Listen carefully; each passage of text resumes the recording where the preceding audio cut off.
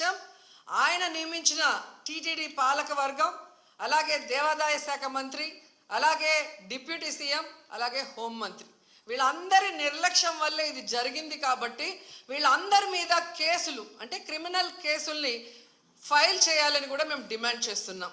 ఎందుకంటే మొన్నే మనం చూసాం, తెలంగాణలో ఒక సినిమా ఫ్యాన్ షోకి అల్లు అర్జున్ గారు వస్తే ఆయనకి సంబంధం లేకుండా తోపులాట జరిగినప్పుడు అక్కడ ఒక మహిళ చనిపోతే అల్లు అర్జున్ గారి మీద 105 BNS పెట్టడం జరిగింది. మరి అలాంటప్పుడు ఇక్కడ ప్రతి సంవత్సరం లక్షలాది మంది వస్తారని తెలిసి వాళ్ళకి సేఫ్టీ కల్పించి, వాళ్ళకి అన్ని సౌకర్యాలు అందించి, వాళ్ళకి టికెట్లు ఇవ్వడానికి క్యూలో ఏర్పాట్లు చేయాల్సిన బాధ్యత ఉన్న చంద్రబాబు నాయుడు గారి నుంచి, టీటీడీ చైర్మన్, పాలక మండలి నుంచి కింద స్థాయి ఎస్పీ వరకు మరి అందరూ బాధ్యత వహించాలి కదా.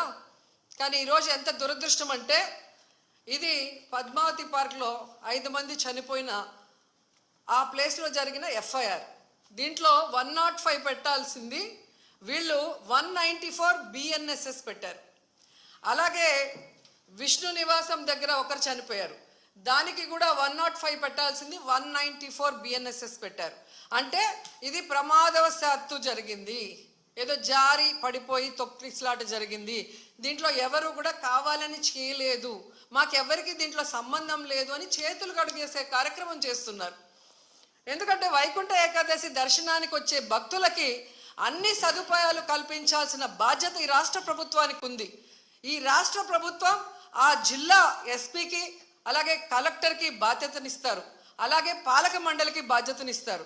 సో వీళ్ళందరూ కోఆర్డినేషన్ చేసుకొని చేయాల్సిన పనిని ఈరోజు వీళ్ళు నిర్లక్ష్యం చేసి 6 మంది ప్రాణాలు బలికొని 34 మంది గాయాల పాలైతే ఎవరికి సంబంధం లేదు, ప్రమాదవశాత్తు జరిగిందని 194 BNSS పెట్టడం ఎంతవరకు సమంజసం?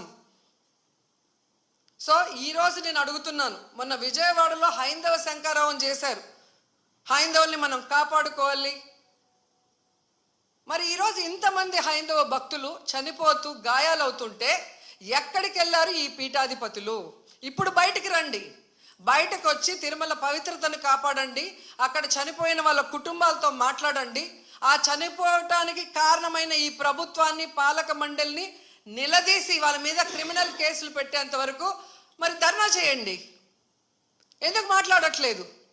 అలాగే మీరు మొన్న చూస్తే అసలు లడ్డూలో కల్తీ జరగకపోయినా వీళ్ళు చెప్పిన అబద్ధాన్ని వీళ్ళ కూటమి ప్రభుత్వంలో ఉన్న బీజేపీ మాధవీలత గారు వందే భారత్ ఎక్స్ప్రెస్లో భజన చేసుకుంటూ వచ్చి ఎన్ని రకాలుగా మాట్లాడిందో మనం చూసాం.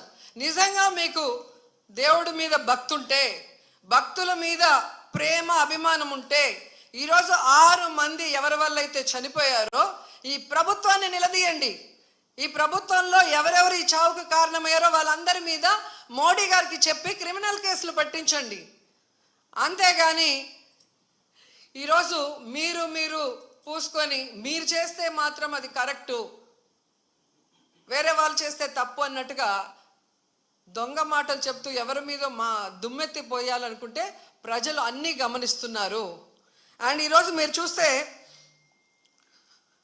మోడీ గారికి కూడా మేము విన్నవించుకుంటున్నాం, మీకు భక్తి ఎక్కువ ఉంది కాబట్టి ఈరోజు తిరుమలలో జరిగింది పూర్తిగా చంద్రబాబు నాయుడు గారి ఫెయిల్యూర్, ఆయన నియమించిన అఫీషియల్స్, పాలక మండలి ఫెయిల్యూర్. సో వీరందరి మీద విచారణ జరిపించి దీనికి ఎవరెవరి నిర్లక్ష్యం కారణమో వాళ్ళందరి మీద క్రిమినల్ కేసులు వేసి వీళ్ళందరినీ లోపల పెట్టాలి. ముందు వీళ్ళందరితో రాజీనామా చేయించాలని కూడా డిమాండ్ చేస్తున్నాం. ఇక హోంమంత్రి గారు ఉన్నారు, ఎప్పుడు ప్రెస్ మీట్ పెట్టి ఎవరి మీద దుమ్మెత్తి పోద్దామా, ఎవరిని మాట్లాడదామా అనుకుంటున్నారే తప్ప వీళ్ళు వచ్చిన తర్వాత ఈ రాష్ట్రంలో లా అండ్ ఆర్డర్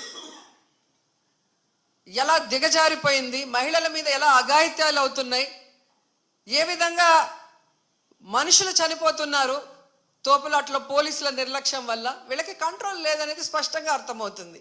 సో ఇలాంటి వాళ్ళని హోంమంత్రిగా పెడితే ఇంకెంతమంది ప్రాణాలు తీస్తారో ఒకసారి మీరే ఆలోచించి యాక్షన్ తీసుకుంటే మంచిదని కూడా కోరుకుంటున్నాను. అండ్ మనకొక సనాతన యోధుడు తిరుపతిలో ఆయన డిక్లేర్ చేసుకున్నాడు, నేను సనాతన యోధుణ్ణి, హిందువుల పక్కన నిలబడుతున్నా, హిందువులకు ఏదైనా జరిగితే నేను ఊరుకోను అన్నావు.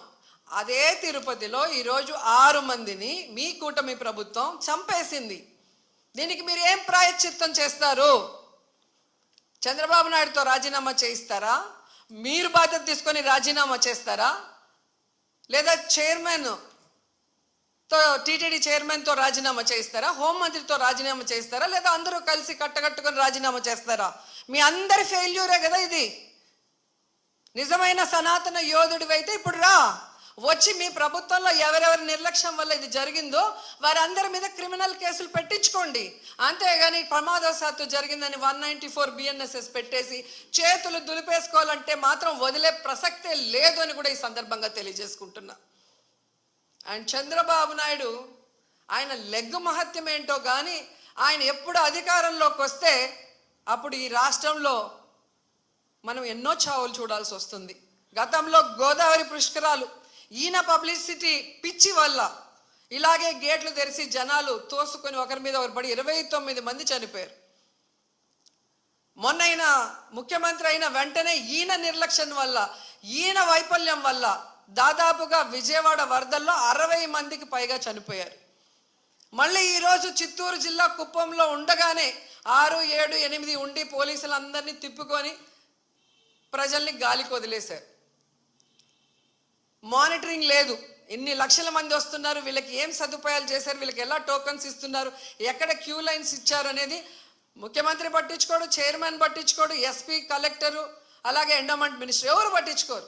బాగా జరిగితేమో మా గొప్పతనం 30 years ఇండస్ట్రీ, 40 years ఇండస్ట్రీ అని గొప్పలు చెప్పుకుంటారు. లేదు అంటే గత ప్రభుత్వ వైఫల్యం లేదా అఫీషియల్స్ వైఫల్యం అని ఎప్పుడు ఎవరో ఒకరి మీద దుమ్మెత్తి తప్పించుకోవాలన్న ప్రయత్నం చేస్తున్నారు. ఇది సీరియస్గా తీసుకోవాల్సిన ఇష్యూ. ఈ చంద్రబాబు నాయుడు గారి వైఫల్యం వల్ల, అసమర్థ వల్లే ఈరోజు ఇంతమంది చనిపోయారు. ఆయన నియమించిన వాళ్ళు ఎవరైతే ఉన్నారో వాళ్ళందరి నిర్లక్ష్యం వల్ల జరిగింది. సో వెంటనే ఈ ఎఫ్ఐఆర్లు మార్చి తప్పు చేసిన వాళ్ళ మీద క్రిమినల్ కేసులు పెట్టాలి. లేకపోతే మేమైతే వైఎస్ఆర్సీపీ తరఫున భక్తులకి అండగా ఉండి ఆ చనిపోయిన కుటుంబాల తరఫున పోరాటం చేస్తాం. వాళ్ళకి కూడా ఎక్స్గ్రేషియా ఒక్కొక్కరికి మరి డబ్బులు 1 కోటి నుంచి 2 కోట్ల దాకా ఇవ్వాల్సిన అవసరం ఉంది. ఎందుకంటే మీ వల్లే వాళ్ళు చనిపోయారు, వాళ్ళ నిర్లక్ష్యం వల్ల కాదు. అలాగే గాయాలైన వాళ్ళకి 25 లక్షల రూపాయలు కూడా ఇవ్వాలని డిమాండ్ చేస్తూ, నిజంగా తిరుపతి అమ్మాయిగా నాకు నిజంగా చాలా బాధేస్తుంది. ఎందుకంటే నాకు తెలిసి ఇంతవరకు తిరుమల చరిత్రలో ఇలా వైకుంఠ ఏకాదశి కోసం దర్శనానికి వచ్చిన వాళ్ళు చనిపోయిన దాఖలాలే లేదు. అలాంటిది ఈరోజు 6 మంది దాకా చనిపోయారు అంటుంటే ఆ కుటుంబాలు టీవీల్లో చూస్తుంటే వాళ్ళు ఏడుస్తుంటే మనసు ద్రవించిపోతుంది. కానీ ఈ కుటుంబ ప్రభుత్వానికి ఏ ఎమోషన్ లేదు, ఏ బాధ లేదు. ఎలా తప్పించుకుందామా, ఎవరి మీద తోసేద్దామా అన్న ప్రయత్నమే వీళ్ళు చేస్తున్నారు. సో ఖచ్చితంగా మోడీ గారిని డిమాండ్ చేస్తున్నాం, మీరు దీని మీద సీరియస్గా ఎంక్వైరీ చేయించాలి. తప్పు చేసిన వాళ్ళ మీద క్రిమినల్ కేసులు పెట్టి వీళ్ళని లోపల పెట్టాలి.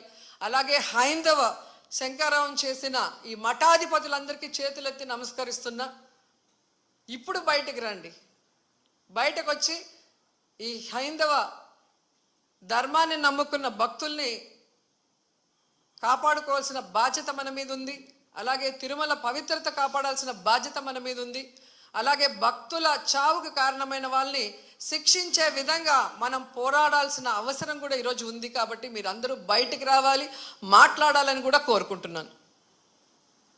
ఈరోజు ఎంత దురదృష్టం అంటే, మొన్న game changer film function pre release event చూశాను. ఫొటోస్ చూస్తే మినిస్టర్ ఉన్నారు, కలెక్టర్ ఉన్నారు, ఎస్పీ ఉన్నారు.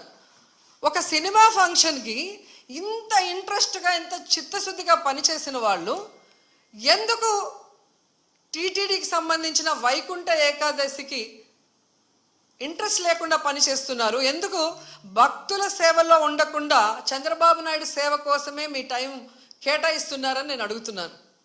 దీంట్లో కల్ప్రిట్ ముఖ్యమైన వాడు ఎవరంటే జేఈఓ, ఇన్ఛార్జ్ ఈఓగా ఉన్నారు వెంకయ్య చౌదరి. వెంకన్న దేవుడిని ఆయన చేతికి చంద్రబాబు నాయుడు ఇస్తే ఈ వెంకయ్య చౌదరి ఈ టీటీడీని ఏం చేస్తున్నాడో అక్కడ మీరు ఒకసారి ఎంక్వైరీ చేస్తే మీకే అర్థమవుతుంది. టీటీడీని ఈరోజు టీడీపీ ఆఫీస్ లాగా తయారు చేసి ఈరోజు భక్తుల సేవ కన్నా టీడీపీ వాళ్ళ సేవలోనే వీళ్ళు తరిస్తున్నారు. ముందు ఆ జేఈఓ వెంకయ్య చౌదరిని అక్కడి నుంచి తీసేస్తేనే ఆ తిరుమల ప్రక్షాళన అవుతుందని కూడా ఈ సందర్భంగా తెలియజేసుకుంటున్నా.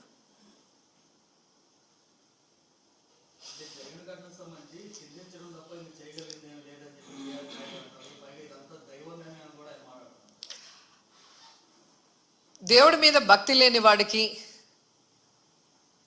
ఆ పోస్టు చేసే విలువ లేని వ్యక్తికి అలాంటి పెద్ద పోస్ట్ ఇస్తే ఇలాగే ఉంటుంది. ఆయన ప్రెస్ మీట్లు పెట్టి రాజకీయం మాట్లాడతాడు, జగన్ గారిని తిడతాడు. కానీ ఒక టీటీడీ చైర్మన్గా తన బాధ్యత ఏంటి, వైకుంఠ ఏకాదశికి ఎలాంటి ఏర్పాట్లు చేయాలి, ఈఓని ఎస్పీని కలెక్టర్ని కలుపుకొని కోఆర్డినేట్ చేసుకొని ఎలా వచ్చే భక్తులకి అన్ని సదుపాయాల్ని సేఫ్టీని అందించాలన్న ఆలోచన ఇతనికి లేదు. ఇన్సిడెంట్